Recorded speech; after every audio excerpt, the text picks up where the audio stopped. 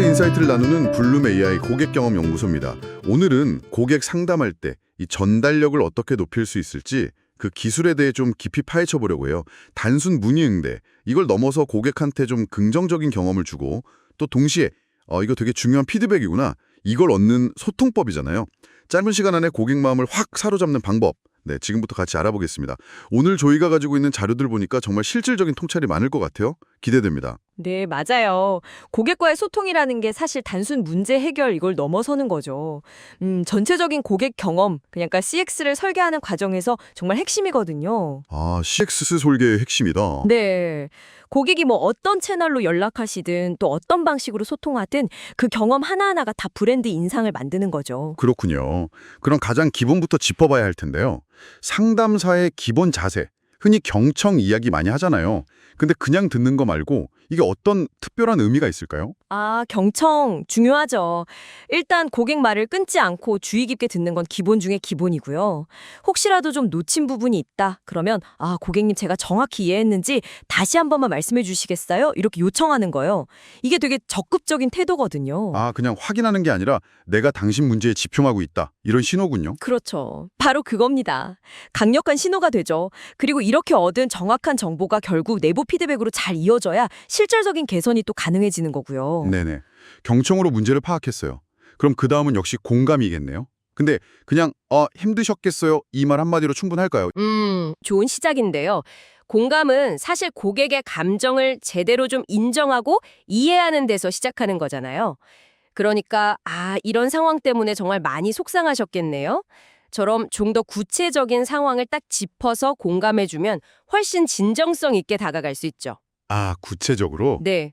문제 해결 능력만큼이나 중요한 게 바로 이 감정적인 연결입니다. 이게 바로 어떻게 보면 그냥 기계적인 CS, 그러니까 고객 서비스를 넘어서 좀 인간적인 CX, 경험으로 가는 첫걸음이라고 할 수 있겠죠? 듣고 공감하고 이제 정리, 명확하게 하는 단계네요. 고객 요구사항을 딱 파악해서 내부적으로 전달하는 역할, 이게 생각보다 훨씬 중요할 것 같아요. 맞습니다. 고객의 이야기를 막 듣다 보면 좀 흩어져 있을 수 있잖아요.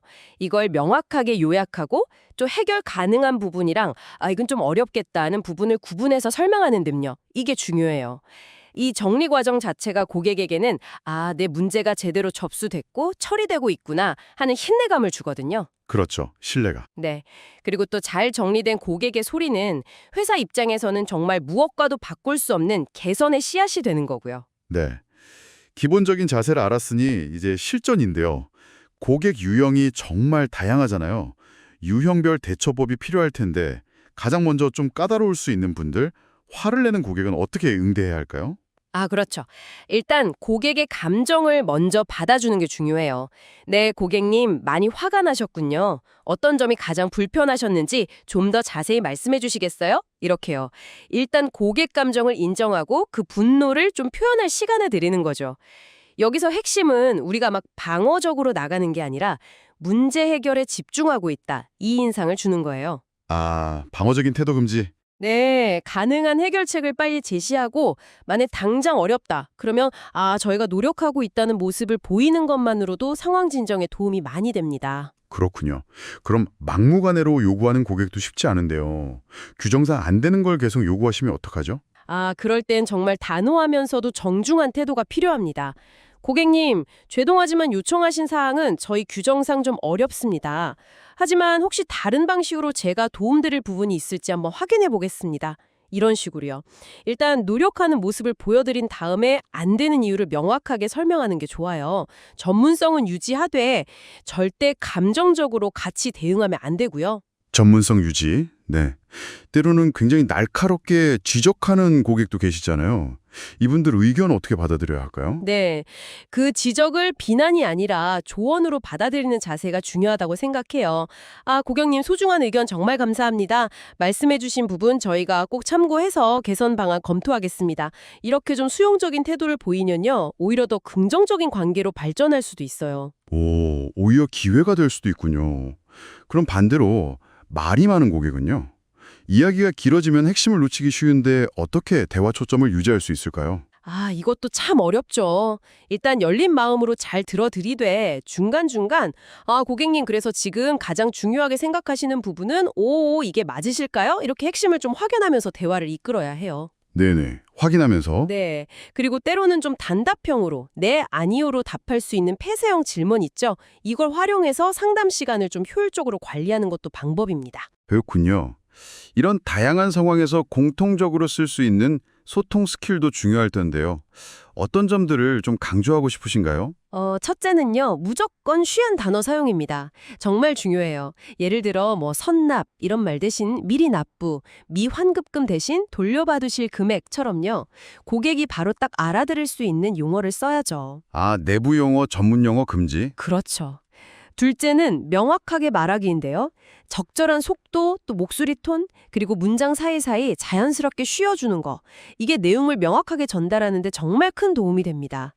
기계처럼 줄줄 읽는 게 아니라 정말 대화하듯이 전달해야 한다는 거죠. 대화하듯이. 네. 상담 마무리도 중요하잖아요. 어떤 멘트가 좀 좋은 인상을 남길 수 있을까요? 마무리는 좀 긍정적이고 안심을 주는 게 좋죠. 예를 들면 더 궁금한 점은 없으신가요? 혹시 또 필요하시면 언제든 편하게 다시 연락 주세요 라던가 아니면 오늘 주신 의견 정말 저희에게 큰 도움이 되었습니다. 꼭 반영하도록 노력하겠습니다. 이런 식으로요. 상담이 딱 끝난 후에도 뭔가 좋은 경험으로 기억되게 하는 거죠. 네, 좋은 경험으로 기억되도록. 최근에는 전화 말고 채팅 상담도 많이 쓰잖아요. 이게 의외의 장점이 있다면서요? 네, 맞아요. 문자 소통, 그러니까 채팅이나 챗봇 같은 경우는 발음 문제나 어떤 감정적인 격앙 없이 내용을 더 정확하게 전달할 수 있다는 강점이 있어요. 감정 소모가 적군요. 네, 그리고 고객분들도 글로 문의하실 때는 조금 더 차분하게 핵심 위주로 전달하는 경향이 있고요. 실제로 상담 처리 효율성, CPD라고 하죠. 이게 전화 대기 최소 2배 이상 높다는 통계도 있습니다. 와, 2배나요? 네. 그리고 카카오 고객센터 사례를 보면 채팅 상담으로 전환하고 나서 이직률이 0%가 되었다는 이야기도 있거든요. 이게 상담사분들의 감정 노동을 얼마나 줄여주는지 보여주는 거죠. 이건 역시 넓게 보면 고객 경험, CX 전략의 중요한 부분이고요. 그렇군요. 정말 중요한 포인트네요. 결국 전화든 채팅이든 중요한 건 기술적인 스킬 이걸 넘어서서 고객 입장에서 생각하고 공감하는 마음인 것 같습니다. 단순 문제 해결, CS를 넘어서 상담 과정 전체가 긍정적인 고객 경험, CX로 이어지도록 설계하는 것. 이게 핵심이네요. 네, 바로 그겁니다. 그래서 오늘 나눈 이야기들을 바탕으로 마지막으로 여러분께 질문 하나 드리고 싶어요. 여러분의 조직에서는 고객의 목소리를 그냥 단순한 처리 건수로만 보시나요? 아니면 정말 소중한 경험 자산으로 만들기 위해서 구체적으로 어떤 노력을 하고 계신가요? 이 질문에 대해서 한번 깊이 생각해 보시는 건 어떨까 싶습니다.